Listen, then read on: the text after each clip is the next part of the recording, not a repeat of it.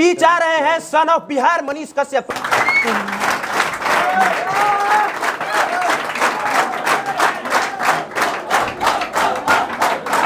ये public platform का कुमार अभिनव का ये पहला शो है और इस शो में जो भी हमारा गेस्ट होगा उससे टू दी पॉइंट सीधा सवाल होगा और वो ज्यादातर सवाल आप लोग करेंगे, बस शुरू का 3-4 सवाल हम करेंगे। बाकी मनीष कश्यप किसी परिचय के मोहताज नहीं है। ये बताने की जरूरत नहीं है कि इन्होंने पत्रकारिता को 360 डिग्री घुमा के रख दिया है और इससे यहाँ उपस्थित तमाम लोग सहमत होंगे। कैसे कि ऐसे तो पत्रकारिता नहीं होता था कि माइक लेके इरोडवा इनलवा, इस सब इन्होंने किया है। एक अलग तरह का क्रांतिकारी कदम लेके आए, लेकिन अफसोस कि इनके ऐसा करने के बाद बटेरे पत्रकार आए और जिन्होंने बहुत सारे ऐसे लोग हैं जिन्होंने गंध भी फैलाया। अब सीधे आते हैं मनीष कश्यप जी सवाल पे, ठीक है? तैयार हूं। पहला सवाल कि आप जो भी न्यूज कवर करते हैं, हर न्यूज कवरेज पे कोई ना कोई कंट्रोवर्सी हो जाता है। आपने अयांश का मुद्दा उठाया, कंट्रोवर्सी हुआ। आपने रिक्शा वाला का मुद्दा उठाया, कंट्रोवर्सी हुआ। आपने छोटू आरती का मुद्दा उठाया, वो भी कंट्रोवर्सी हुआ। आपने वायरल सोनुआ का मुद्दा उठाया, वो भी कंट्रोवर्सी हुआ। अब बताइए, जब जब आप ऐसा करते हैं कंट्रोवर्सी क्यों हो जाता है? मैंने बाढ़ का मुद्दा उठाया, उस पे कंट्रोवर्सी नहीं हुआ, मैं चाहता हूं उस पे कंट्रोवर्सी हो। मैं शिक्षा का मुद्दा उठाया, उस पे कंट्रोवर्सी नहीं हुआ, मैं चाहता हूं उस पे कंट्रोवर्सी हो। मैं स्वास्थ्य का मुद्दा उठाया, उस पे कंट्रोवर्सी नहीं हुआ, मैं चाहता हूं उस पे कंट्रोवर्सी हो। मैं सड़कों पे जाके वीडियो बनाता हूं, इंजीनियर के खिलाफ बोलता हूं, गलत इंजीनियर के खिलाफ, मैं चाहता हूं उस पे कंट्रोवर्सी हो, उस पे कंट्रोवर्सी नहीं हुआ। मैं बिहार में रोजगार का मुद्दा उठाया, दूसरे राज्यों में जा जाके घूम घूम के वीडियो बनाया, मैं चाहता था उस पे कंट्रोवर्सी हो, नहीं हुआ। मैं यूनिवर्सिटियों का सेशन समय पे कराने के लिए मुद्दा उठाया, अनेकों वीडियो बनाया, मैं चाहता था उस पे कंट्रोवर्सी हो, नहीं हुआ। लोगों ने कंट्रोवर्सी किस मुद्दों पे किया? जिस पे उन लोगों को कोई जानकारी ना हो, नॉलेज ना हो, लॉजिकली बात ना हो, उस पे जाके जो है उलझुलुल बोल देना, उस पे कंट्रोवर्सी हुआ। यूनिवर्सिटी में जाके वीसी से बात करने के लिए पहले अपने अंदर वीसी जगाना पड़ेगा। इंजीनियर से बात करने के लिए पहले अपने खुद के अंदर इंजीनियर बनना पड़ेगा। ब्लॉक में घुस के बीडीओ और सीओ से बात करने के लिए पहले वो नॉलेज इकट्ठा करना पड़ेगा। थाना में घुस के पुलिस से बात करने के लिए पहले जो है आपको जो है नॉलेज होना चाहिए। उन सब चीजों पे कंट्रोवर्सी नहीं हुआ, 4-5 मुद्दा पे कंट्रोवर्सी हुआ। यानी कि लोगों ने अपने व्यूज के लिए जानबूझ के उसको विवादित बनाया। एकदम बिल्कुल अपने व्यूज के लिए। मैंने आरती छोटू का मुद्दा उठाया, 2 वीडियो किया, उसके बाद से मैं निकल गया, बिहार से बाहर चला गया। मैंने सोनू का मुद्दा उठाया, मेरे से पहले भी नेशनल न्यूज वाले दिखाए थे सोनू वाला, मेरे से पहले भी अयांश वाला खबर जो है दैनिक भास्कर में और न्यूज 18 में चल चुका था। मैंने उठाया, कंट्रोवर्सी हुआ, उसके बाद से मैं आगे बढ़ा। मैं मुद्दा उठाता हूं, मेरे पीछे पीछे टांग खींचने के लिए लोग कंट्रोवर्सी करते हैं और मैं और मजबूती के साथ आगे बढ़ जाता हूं। दूसरा सवाल सोचने का मौका नहीं मिलेगा। असदुद्दीन ओवैसी 4 बार के सांसद रह चुके हैं, एक प्रतिष्ठित पद पर हैं और मनीष कश्यप के बारे में क्या उनको जो संरक्षण दे रहा है उसको जिस दिन टांग लिया जाएगा, ओवैसी संरक्षण दे रहा है, क्या नाम है उसका? ओवैसी। जिस दिन ओवैसिया को टांग लिया जाएगा ना, उस दिन इस प्रकार का घटना नहीं घटेगा। तो है हिम्मत मोदी जी क्या करते हैं हम बता रहे हैं। कुछ लोगों को बुरा लग जाएगा, एक साथ बीजेपी के प्रवक्ता को भेजते हैं, उधर से ओवैसी आता है, टीवी चैनल पे बैठ जाता है, दोनों मुर्गा की तरह लड़ता है और लड़ने के बाद भूख लगता है तो जाके बिरयानी एक ही साथ खाता है, एक ही रेस्टोरेंट में खाता है। ठीक है, 1 मिनट पहले सवाल कंप्लीट हो जाने दीजिए। इस सवाल जो मैंने बात बोला है, एनआईए के रिपोर्ट के मुताबिक जो है बहुत सारे लोगों का बांग्लादेशी संगठन का संबंध जो है हैदराबाद में था। ये ना ओवैसी भाई बोला था कि 15 मिनट में हम साफ कर देंगे। किसको साफ कर देंगे? किसको साफ कर देंगे बोला था ना 15 मिनट में। तो हम उसको, अरे ओवैसी बोला था, मैं असदुद्दीन या अकरबुद्दीन नहीं बोला था, मैं ओवैसी बोला था और वे ओवैसिया ना बोला था। तो वैसे ओवैसिया को रेल दिया तो कौन सा गुनाह कर दिया जो बोलता है कि जो, बताइए पूरा स्टेटमेंट सुनिए, मैं ओवैसी बोला था।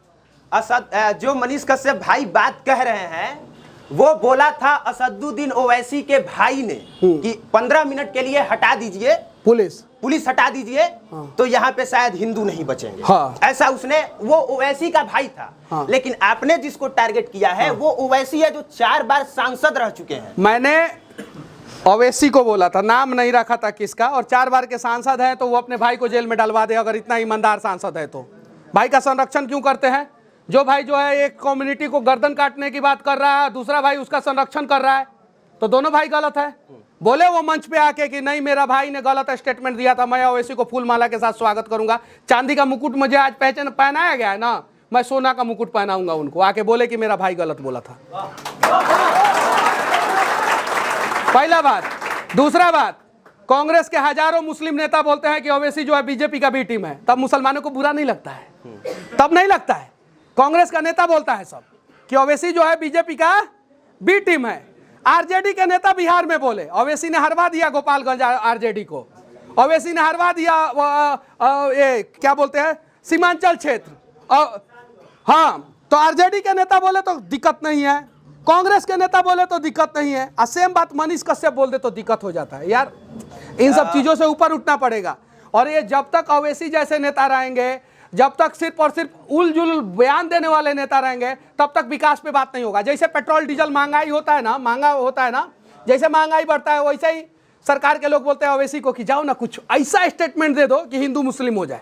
ओवैसी स्टेटमेंट दे देता है महंगाई गया भाड़ में। कभी न्यूज चैनल पे आके महंगाई पे चर्चा करते हैं? नहीं करते। आके चर्चा करें, हम साथ देंगे, इनका इंटरव्यू करेंगे। हम चाहते हैं कि भारत के विकास की बात करें, हम साथ देंगे, हम इनका इंटरव्यू करेंगे, ओवैसी साहब का हम रिस्पेक्ट देंगे, हम सोना का मुकुट उनके ऊपर पहनाएंगे। आइए ना मिलके जो है हम लोग भारत के विकास की बात किए जाए। लेकिन इसी इंटरव्यू का छोटा सा क्लिप काट के देखिएगा, लोग वायरल करेंगे, छोटा छोटा, लेकिन पूरा नहीं सुनेंगे। ओवैसी, मैं तो भगवान से प्रार्थना करूंगा कि सारे मुसलमान के पास जो है ओवैसी इतनी संपत्ति हो जाए।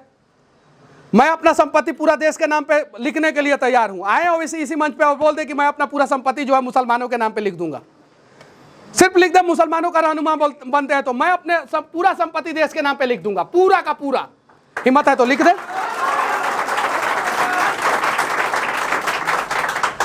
तीसरा सवाल, मनीष कश्यप जी तेज प्रताप यादव का इंटरव्यू करते हैं और तेज प्रताप यादव जी क्या जवाब देते हैं, एक बार सुन लीजिए। तो भोजपुरी में बतियाएंगे, भोजपुरी में बतियावे में कोनो दिक्कत ना हो। हमारा घाट दिक्कत वो मुख्यमंत्री के बेटा राउर माई और राउर पिताजी दोनों आदमी मुख्यमंत्री रहल बात और हुआ कोई बात तो हम मंत्री भल रानी, तो भोजपुरी में बतियावे का बात है? भोजपुरी में तो बतियावे करो, हमारा ये लैंग्वेज है बा। अच्छा सुनिए, भोजपुरी के 8वां अनुसूची में डाले के चाहिए कि ना डाले के? एकदम डाले के चाहिए, 8वां में का नंबर 1 पे डाले के चाहिए। मनीष कश्यप जी पूछे तेज प्रताप यादव जी से कि भोजपुरी के 8वां अनुसूची में डाले के चाहिए कि ना डाले के चाहिए, तो तेज प्रताप यादव कहलन कि पहला अनुसूची में डाले ना। आप फिर से इंटरव्यू सुनिए। मैंने बोला कि 8वां अनुसूची में डालना चाहिए कि नहीं डालना चाहिए, तो उनका जवाब आया कि पहले नंबर पे डालना चाहिए। सुनिए फिर से, रिपीट कीजिए। सुनिए 1 मिनट। पहले नंबर पे डालना चाहिए, पहला अनुसूची नहीं बोले वो, पहले नंबर पे डालना चाहिए। यानी 8वां अनुसूची का भी पहला नंबर हो सकता है या पहला अनुसूची का भी पहला नंबर हो सकता है। डिपेंड करता है कि आपको क्या सुनना है, आपको क्या समझना है। सुनिए, और एक और चीज, मैं उनके पार्टी का प्रवक्ता नहीं हूं, उनका पक्ष नहीं ले रहा हूं। अरे एगो मंत्री तो बोला ना साला कि भोजपुरी को डालना चाहिए पहले नंबर पे, क्यों नहीं बोलता है? कोई क्यों नहीं बोलता है?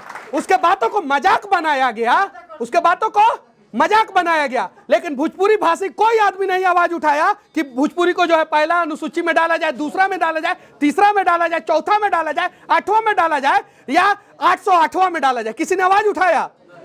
तो देखिए उस मंत्री, मतलब कि हम तेज प्रताप यादव के उस बात से निगेटिव भी समझ सकते हैं, हम निगेटिव भी समझ सकते हैं, हम तेज प्रताप यादव के उस बात को पॉजिटिव भी ले सकते हैं कि भोजपुरी अभी अनुसूची में नहीं है, किसी अनुसूची में नहीं है। तो भोजपुरी किसी अनुसूची में होना चाहिए कि नहीं होना चाहिए? लेकिन हम भोजपुरिया भाषी जो है हाथ के जगह पे टांग खींचते हैं। तेज प्रताप ने पहले नंबर पे काहे बोल दिया, काहे बोल दिया भाई पहले नंबर पे? उन्होंने तो कम से कम स्टेटमेंट इस प्रकार से दिया कि कम से कम कंट्रोवर्सी हुआ, लोगों को पता भी चला कि भोजपुरी अनुसूची में नहीं है।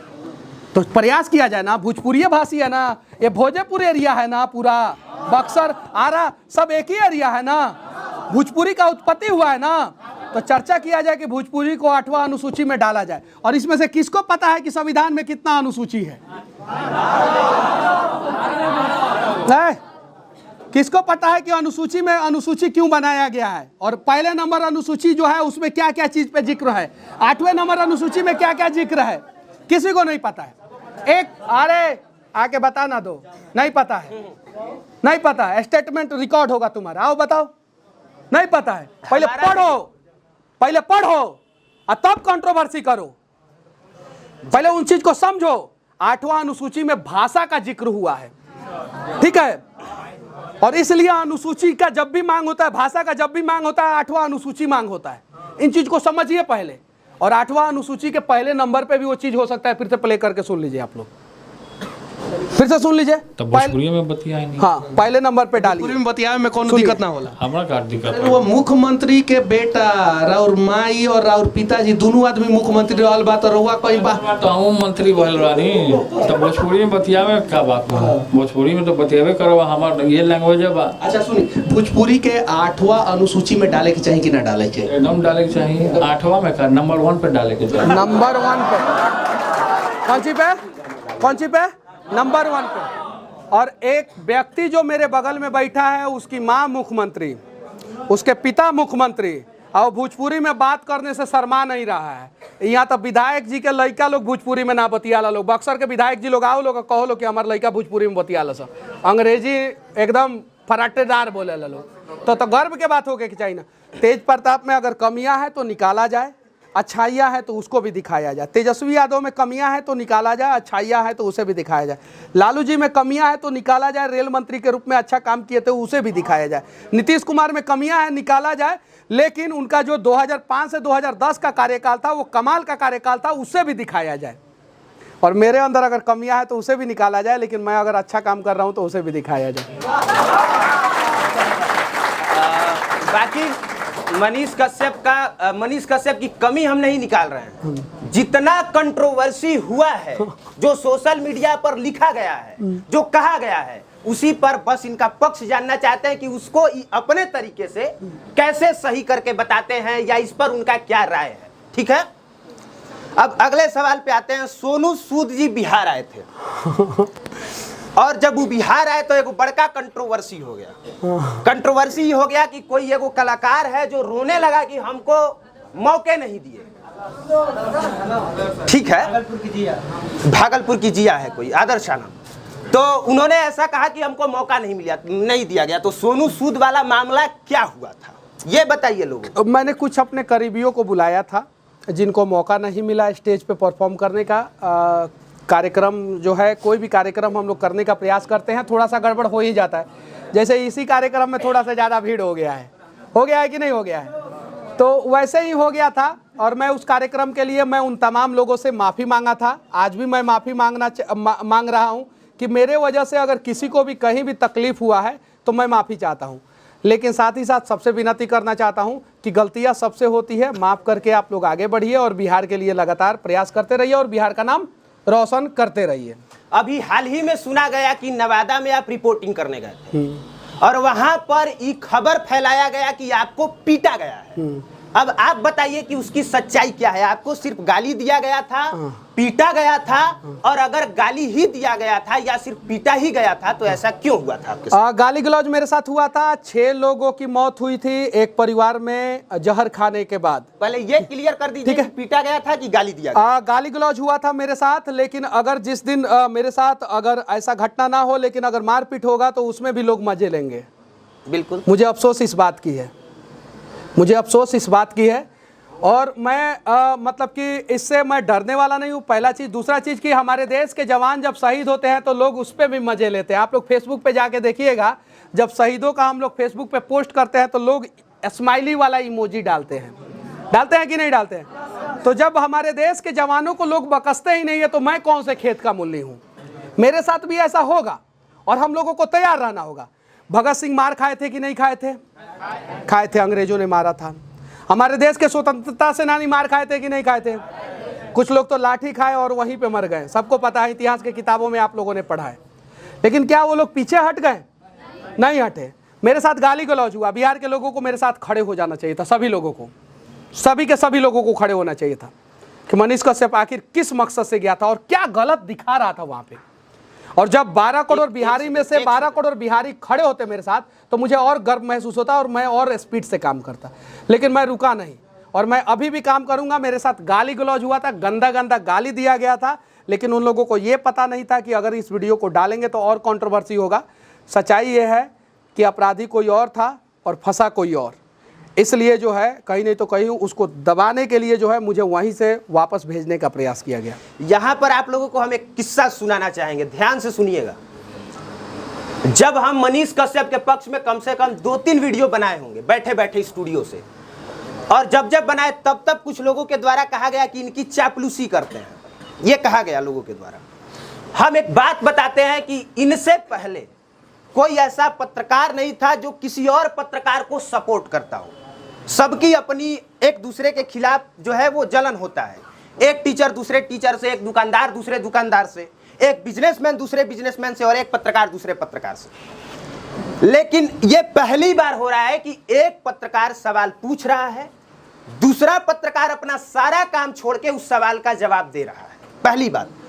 और दूसरी बात कि जब हम पब्लिक प्लेटफॉर्म की शुरुआत किए थे तब लगातार 1 साल फ्री में काम किए। ऐसे तो 4-5 साल फ्री में काम किए हैं, लेकिन 1 साल तक फ्री में काम किए तब जब हमारे चैनल से पैसा आ रहा था। तब भी लोगों को लगता था कि पैसा कमा रहा है, लेकिन हम पैसा 1 पैसा नहीं कमाते थे, ईमानदारी से बता रहे हैं। लेकिन लोगों को लगता है कि 40 मिलियन व्यूज गया, 50 मिलियन गया, 20 मिलियन गया तो पैसा ही छाप रहा है।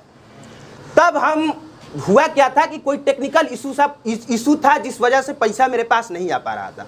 सबके पास ट्राई किए, दिल्ली का वेब कंपनी है उसके पास गए, वो कहा कि आपका 15 लाख रुपया बना है, हमको 50% दे दीजिए, हम आपका पैसा निकलवा देंगे। 7 लाख हमको दे दीजिए, 7 लाख हम आपका पैसा निकलवा देंगे।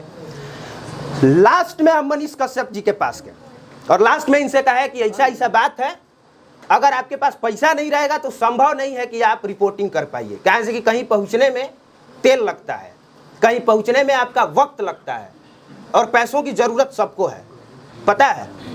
बिना कुछ कहे मात्र 2 दिन में 15 लाख रुपया इन्होंने मेरा निकलवाया और 1 पैसा उसमें से नहीं लिया।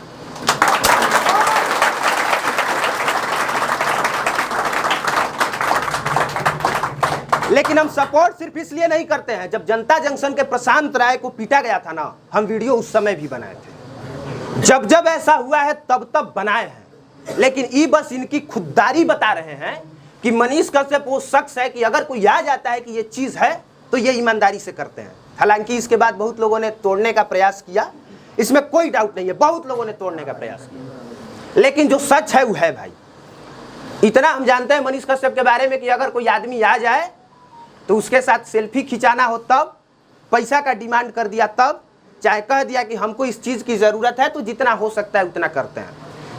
अब जब इंटरव्यू पे आएंगे तो फिर से कड़वा सवाल होगा। मुझे उम्मीद नहीं था कि अभिनव भाई जो है इस बात का चर्चा जो है कभी कहीं किसी मंच पे करेंगे, मुझे उम्मीद नहीं था, लेकिन मुझे अच्छा लगा कि इन्होंने उस बात का चर्चा किया। और भगवान करे कि सब लोग खूब तरक्की करें, खूब तरक्की करें। मुझे बहुत सारे लोग बोलते हैं कि आप किसी पत्रकार को इंटरव्यू मत दीजिए मनीष जी, काहे लायक अपना कंपटीटर खुद बना रहे हैं, बहुत सारे लोग बोलते हैं। लेकिन मेरे पास कोई भी आता है तो मैं दे देता हूँ, चाहे मुझे पता रहता है कि ये मेरा एंटी ही क्यों ना हो, पूछ लेता है तो बोल देता हूँ। कुछ लोग आके बोलते हैं कि मनीष भैया 2 कड़वा सवाल पूछेंगे, थोड़ा सा आप डांट दीजिएगा ना वीडियोवा में तो हमारा पेज मोनेटाइज हो जाएगा। कसम से बोलता हूँ, ऐसे बोलते हैं लोग, ऐसे बोलते हैं, मैं सर पे हाथ रख के बोल रहा हूँ, ऐसे बोलते हैं कि डांट दीजिएगा ना तो मेरा पेज मोनेटाइज हो जाएगा। बड़ी दिन से मेहनत कर रहा हूँ मनीष भैया, अब नहीं डांटूंगा तो गाली देगा कि मनीष भैया अपने आप को हीरो बन रहे हैं, और डांट दूंगा तो कमेंट में लोग गाली देते हैं कि मनीष कश्यप डांट काहे दिया, काहे डांट दिया। और जब डांट देता हूँ तो मोनेटाइज हो जाता है बहुत सारे लोगों का। अब मैं करूँ तो करूँ क्या करूँ, मुझे समझ में नहीं आता। लेकिन हमें एक दूसरे का मदद करना चाहिए, चाहे वो अभिनव भाई हो, चाहे मैं हूँ, चाहे जो भी लोग हो, एक दूसरे का मदद करेंगे तो रिटर्न गिफ्ट आता है। मनीष कश्यप ने आज से 1.5 साल पहले, मैं अपने मम्मी का कसम खा के, मैं अपने सर पे हाथ रख के कसम खा के बोल रहा हूँ कि मैंने 1.5 साल पहले नहीं सोचा था कि फेसबुक पे सबसे ज़्यादा फॉलो किया जाने वाला पत्रकार देश का मैं बन जाऊँगा। कश्मीर से लेके कन्याकुमारी तक और गुजरात के कच्छ से लेकर अरुणाचल प्रदेश तक सबसे ज़्यादा फॉलो किया जाने वाला पत्रकार फेसबुक पे मैं हूँ। और मैंने सोचा नहीं था कभी, मैं किया, और जितना किया उतना रिटर्न गिफ्ट भगवान ने मुझे दिया। आप लोग भी करेंगे ना तो भगवान आप लोगों को भी देंगे।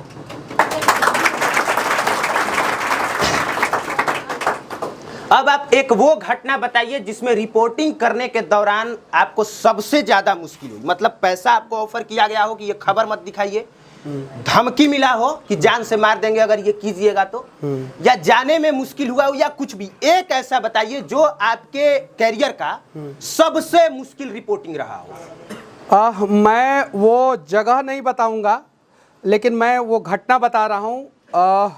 मैंने तो बहुत रोड, नाला, सड़क, बिजली, पानी पे बहुत सारा रिपोर्टिंग किया है। एक सिविल इंजीनियरिंग वाला ही रिपोर्टिंग किया, पुल, सड़क, जो समझना है आप लोग समझ जाइए, उसमें रिपोर्टिंग किया, वीडियो बना के आया, मुझे फ़ोन किया गया, पैसे वैसे का ऑफ़र दिया गया। मैं बोला नहीं, मैं कितना पैसा ये तो बता दीजिए। मैं तो उस चीज़ को दिखाऊंगा, और मैंने उस चीज़ को दिखाया। मैंने उस चीज़ को दिखाया, और उस चीज़ को दिखाने से असर ये हुआ कि ठेकेदार के ऊपर कार्रवाई हुआ, और कार्रवाई होने के बाद जो है रिपोर्ट मांगा गया, और वो काम सही हुआ। पहला ये घटना मैं बता दिया। दूसरा घटना मैं बता रहा हूँ, जब कश्मीर से मैं आ रहा था, कश्मीर से जम्मू आ रहा था, तो एक जगह है शायद से कठुआ जगह है, शायद से वो जगह कि कोई दूसरा जगह, मैं बता दूंगा, मैंने फेसबुक पे वीडियो डाला है। वहाँ पे मैंने वीडियो बनाया, पुल में जो है गड़बड़ हो रहा था और बिना सेफ्टी का काम हो रहा था कश्मीर में। अब सोच लीजिए, जम्मू कश्मीर में, वहाँ पे मैंने वीडियो बना दिया।